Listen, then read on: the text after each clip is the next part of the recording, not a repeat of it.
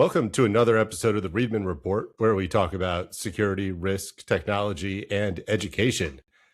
At the intersection of those is if you actually hear this episode or not.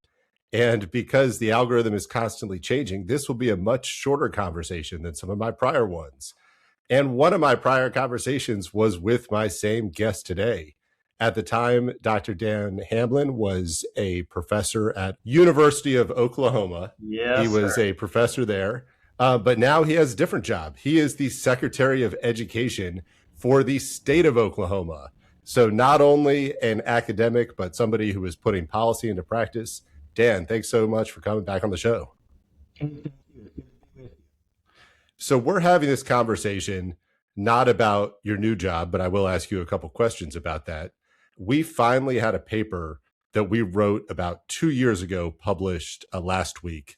It's called Stopping Violence Before It Starts, an analysis of how potential school gun attacks are exposed.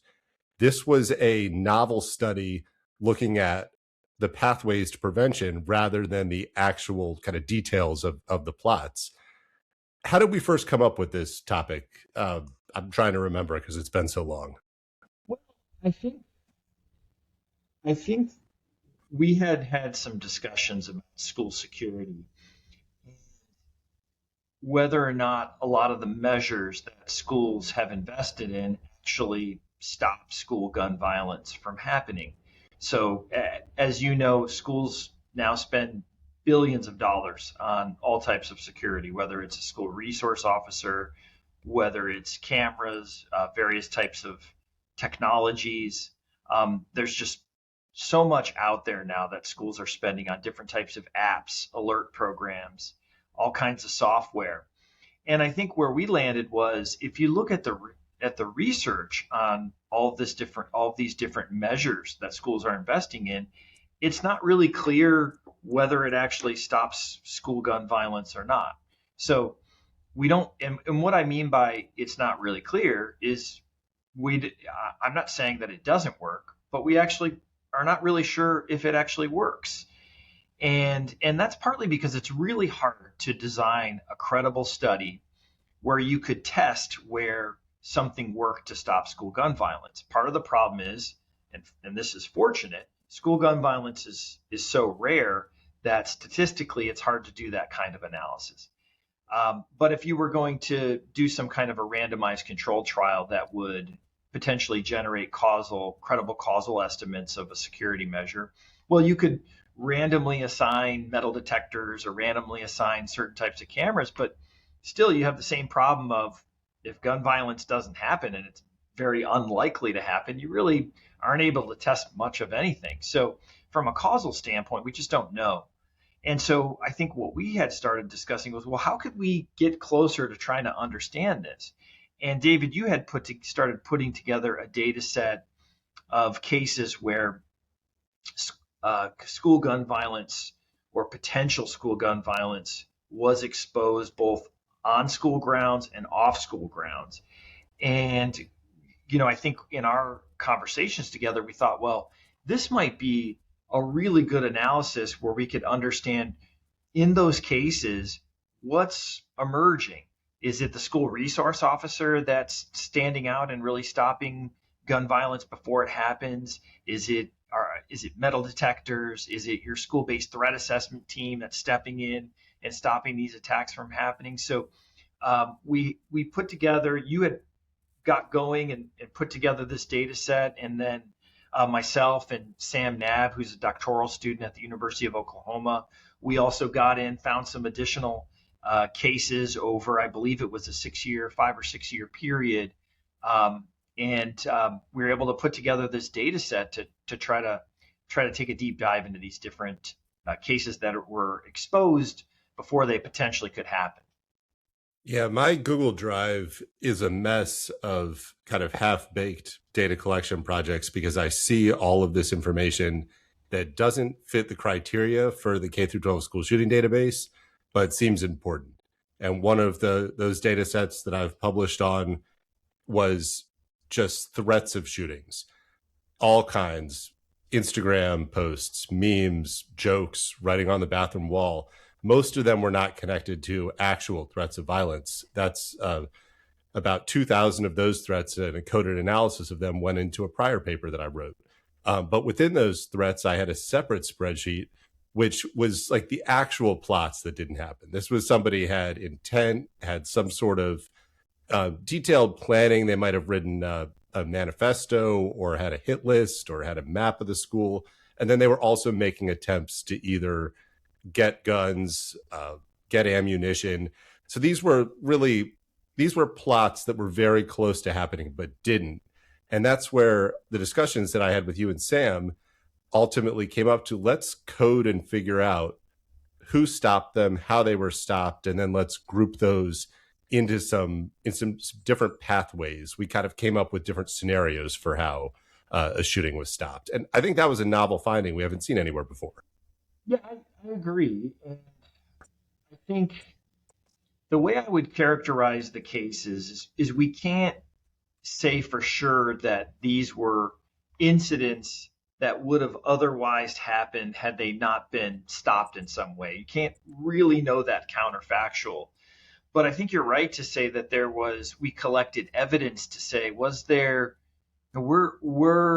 capability at least there? So for example, in 56% of the cases that we looked at, there was some kind of the potential assailant had access to a gun or even a gun stockpile. So that's over half of those cases. So the capability was there. I think in 43% of all the cases, there was the assailant had a hit list or some kind of documented plans to carry out the attack. So many of the incidents we looked at, while we can't know for sure that they would have happened had someone not stepped in to address them, it sure looked like a lot of them had pretty serious capabilities. Yeah, that's where it's difficult figuring out what's just a threat or a bad joke from what's a valid plot that's being disrupted. And there's no consensus about that. But we kind of explained the way to differentiate between maybe just a passing statement and really no planning or capability from, these 125 cases. From those cases, once we analyzed them and did thematic coding and also did some quantitative coding, we found that there were these four main recurring scenarios in the ways that plots were averted. Either there was public signaling, that meant that the person who was committing the plot was either telling others about it or posting online. There was private disclosure, which was different from the public signaling because it was speaking to somebody kind of in the confidence that they were going to keep it private, maybe a friend or a coworker or a family member. Our third case was a discovery of plans. So somebody was trying to plan in secret, but somebody found their journal or found various materials that they'd written online. And then the last, which is the one that gets a lot of funding and a lot of attention, is the detection through a formal system. And that would be a police investigation, a formal FBI investigation, or something that went through a kind of state-sponsored or school-sponsored reporting app. Yeah, I think that's an excellent summary of the different types of cases. So again, what we tried to do was collect some general descriptive statistics that would help us to understand how these potential attacks come to light.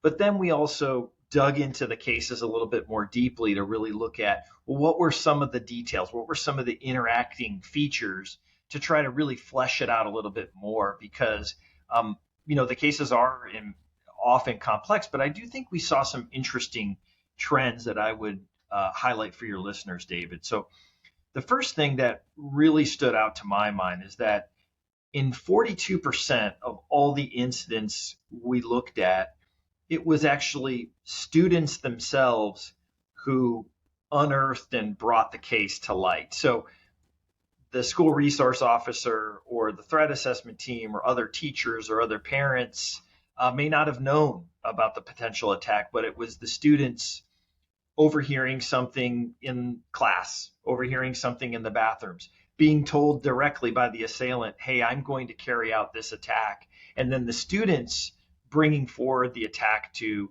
the authorities or a teacher or a principal and then those individuals taking action to see what was going on. So I thought that, to my mind, that was an enormously important finding because, okay, we're spending quite a bit of money and investing quite a bit of money in hard measures of school security or investing in threat assessment teams.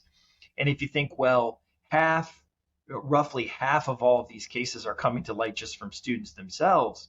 Well, whether or not you're going to have these different measures in place, you'd have to think as a school leader, as a teacher, as district personnel, that you'd want to have some approaches in place that would encourage students to report attacks or report something that they've heard, so that you could then unearth these potential cases. And so, that might mean, how do you cultivate positive relationships between students and teachers and administrators in the school? How do you cultivate a culture that says, if you hear about something like this, please do report it. Don't stand by as a bystander and let this go, because that's what we've seen in a lot of the cases that did actually happen previously. There were students who knew what was going on. They saw the public signaling online, where you see copycat behavior, people trying to pretend like they're the Columbine shooters by the way that they dress or talk, or students who heard things in the bathroom or heard things in class, and then it goes unreported, and then lo and behold, the attack happened. So cultivating these relationships, cultivating a culture that says, if you hear something like this, you need to report it. And then developing, I think, overall, is developing that culture of trust in the school community. And it just seemed like, yes, again, you could have a lot of these measures in place, but they may not be they may actually be kind of ineffective if you don't have this other piece, because you've got this whole group of people, in this case, the students, who are seemingly most likely to be able to unearth these events. Yeah, and I think one of the interesting things that we coded is whether the plot was stopped on school grounds or off of school grounds. And if something is being stopped on school grounds, that's kind of the last ditch effort, where, if you miss something, there might potentially be violence. You have a very small margin for error there. And I think what was interesting in those findings is that students that had guns, stockpiles of guns or ammunition, those were the cases that were most often stopped on school grounds. And if you have a metal detector or security guards or something, there's something visible and physical for them to find there. But we found the majority of the plots, where many of these were really serious situations, when there were things like hit lists and manifestos and observable behavior, most of those plots were stopped off of school grounds. So you're taking an even more proactive measure. You're creating an even larger safety net, where if you miss something, you have more opportunities if you trust students and trust community members to report that they've seen this manifesto, to report that they've seen these social media posts. So having that community engagement where people know what to look for and then know how to take action when they see a problem, that really extends the ability to prevent violence before it's imminent. Yeah, and that's a really good point. But what I would actually reiterate, though, is even those cases that were stopped on school grounds, where you'd expect, maybe it is the technology or the security apparatus that's playing a much, more important role when things are happening in real time at school. Even in those cases, 50% of the time it was actually students who were involved in bringing them to light. So, I also thought that was interesting, because that was unexpected for me. I thought surely it's the security apparatus, when it's happening on school grounds, that's going to be solely involved with this. And we did find that there were some cases where school resource officers or police or teachers or administrators were involved in a few cases. There were searches and seizures that ended up bringing or played a role in bringing potential attacks to light. But again, students, half the time playing a really significant role. Yeah, and since we wrote this paper, I did another data collection project where I just looked at all of the news alerts that I had for students arrested with guns at schools during this was a 24-25 school year. So I had a little more than 1,000 cases. That wasn't really a true random sample. That would be a tough one to kind of write an academic paper on, but it still had some pretty interesting findings. And in that, more than 80% of the arrests where a student has a gun on school property came from a tip from a classmate. Very few were the entry screening. Very few were random screenings. It was either a tip from a classmate, or in many cases, students posted either something they said they had a gun or photos of themselves with a gun on social media. And then from there, they were able to determine that there was a gun in the school. So I think we're starting to amass more and more kind of data from different angles that all points in the same direction, that it's empowering students and community members to say something is really the most effective and the lowest cost way to prevent gun violence. Yeah, it doesn't cost much of anything. I don't know that you need a week of professional development on it, but it could be something that is easily incorporated into existing school climate strategies, professional development for teachers at different points throughout the year. But again, I don't think it needs to be something where you need a huge investment or an incredible amount of time spent on it, but just being a little bit more deliberate about how you approach that. So I think that's right. And I don't think either of us are saying here that school security doesn't work, or hey, don't invest in school security. I think what we're saying is we just don't know. We're making these massive investments and we're not really sure. We just can't know the counterfactual. But at the same time, we're seeing the evidence that we are seeing suggests that there's this really important human element here. And I think that's what our work is helping to amplify. Now, in your current role as the Secretary of Education for the state of Oklahoma, are there any of the findings from this paper or the other academic research around violence prevention that you're taking from, academic work and translating it into real public policy in the state of Oklahoma? Yeah, well, I do have opportunities to speak with lots of our teachers and district leaders and principals around the state.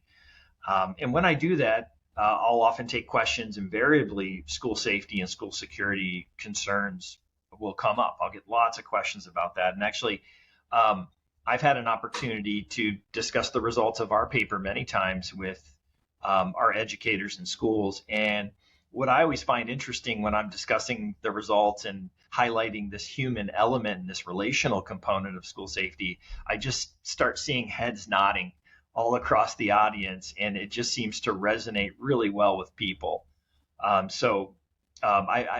found that to be encouraging, because I think if you're, as a researcher, if you're generating results that aren't resonating with people, that may lead you to have to dig a little deeper and find out what may be really going on. But it just gives you another piece of evidence that says, okay, maybe there is something here. Beyond just, we've got the data, but at least people who are on the ground, they're also, identifying with what you're finding. And that does seem to be important. Yeah, our conclusion from this paper was that these pathways to exposing a threat suggest that positive relationships in schools, open lines of communication, and high expectations of reporting serious threats may be central to averting school gun attacks. I think none of those really have a cost associated with them. But I think our most interesting one is that creating those high expectations of reporting threats, that you're turning the students and the community members into a proactive group. Is there anything tangible that you're pushing forward in Oklahoma that you think a school could do to create that high expectation of vigilance? Well, from a policy standpoint, I don't know that we have put forth any legislation or any bill that would do that. But again, I think where I'm trying to emphasize this is in my discussions with district leaders and educators, to emphasize the importance of integrating that approach into school climate and the culture in the school community. I think that's potentially the best way to go about doing it, that spreading the information, spreading the findings that we have, and making folks aware of that, I think is maybe most important. I don't know. I mean, I don't know it's something that you'd even want to legislate, to be honest with you, because I think each district is going to have its own unique idiosyncratic features and may need to take different approaches to this. So some of our rural districts where hunting, for example, some of our rural districts in Oklahoma, where hunting season is really important, may take an entirely different tact to this than maybe some of our urban or suburban school districts. So, all that's to say, I don't know that this is something that is necessarily great to legislate, but it's something I think to bring awareness to and to really encourage districts to come up with strategies for responding in this way. Because I think it could, what high expectations means for reporting, just the way that that unfolds could look a little different depending on the district. When your time in public service comes to an end and you return back to University of Oklahoma to continue teaching and research, what's the biggest unanswered question that you have from this study? And is there anything, this came out of a previous paper that you wrote and we discussed about the difference in different types of gun violence on school property. We then dug into the averted attacks. Is there anything that you want to research next? Well, I remain interested in trying to understand what actually could be done from a school-based perspective. What, given our investments in different types of security measures, how can we design some studies that would start to shed a little bit more light on this? I do think that there's a promising line of research on alert systems or anonymous or especially anonymous reporting systems that seem to suggest there may be something there. But I'd like to look a little bit further into that and really try to continue to think about, how can we design some studies that would help us to better understand, is this investment actually worth it or not? So that remains, a tough question to answer, but I think one I'm going to continue to pursue. Hopefully with you, maybe we can work on an additional study here in the near future. Always happy to, because in academia, you write and write, you submit, you get some rejections, you get some acceptances, you get many rounds of peer review that can often take months and months or even years in this case. But in the end, you've got some powerful findings that you can get out, and hopefully they make a difference. So our paper is Stopping Gun Violence Before It Starts. There's a link to the paper in the show notes. There's also a link to a plain language summary that I wrote of the findings. And I'll also add a link to the discussion that Dan and I had last year about the differences in types of gun violence on school property. So Dan, I will let you get back to your work as Secretary of Education, and thank you for your time today.